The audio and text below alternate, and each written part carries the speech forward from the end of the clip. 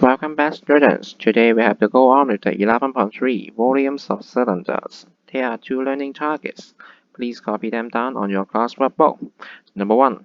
I can find the volumes of cylinders. Number 2. I can find the unknowns using the volumes of cylinders. So, do you still remember what do we mean by volume? Volume is the quantity of three-dimensional space enclosed by a closed surface. The common units are m cube, cm cube, and mm cube.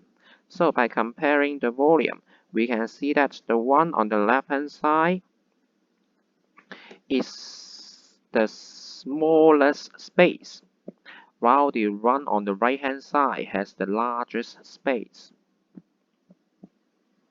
So, what do we mean by cylinders?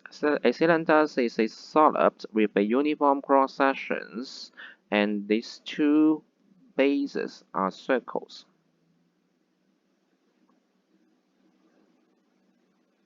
So, as you can see on the right hand side, you can see a cylinders.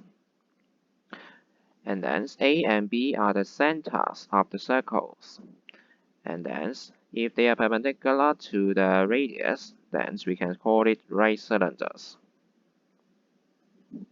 So, before we talk about the volumes of the cylinders, let's look at the volumes of prism.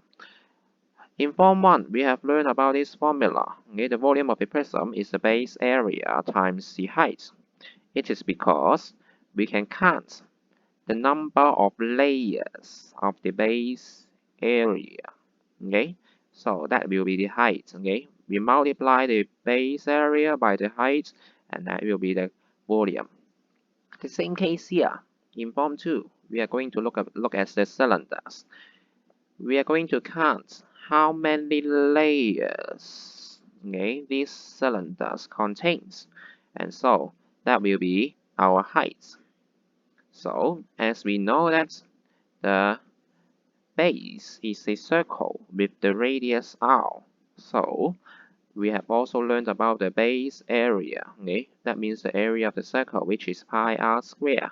So pi r squared times the h is the volume of the cylinder. So please mark it down on your class workbook. This is the formula today. So let's look at the example.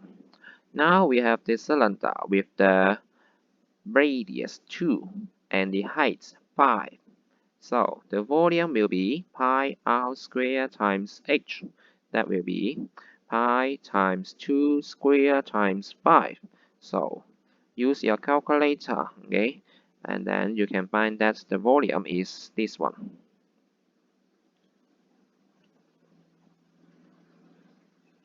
So another example. What if I give you the volume to be 768 pi, and the radius now is 8 meters.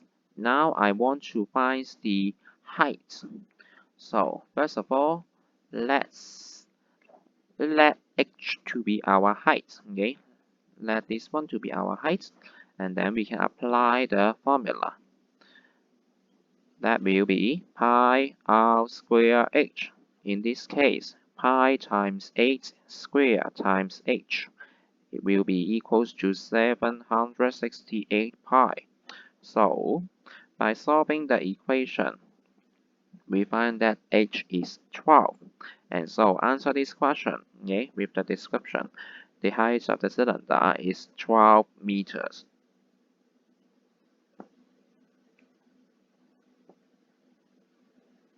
So, the last example today.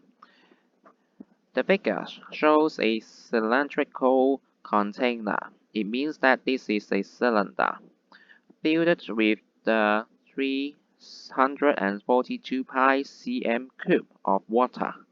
If the depth of the water is 9.5 cm, find the base radius of the container. Correct to three significant figures.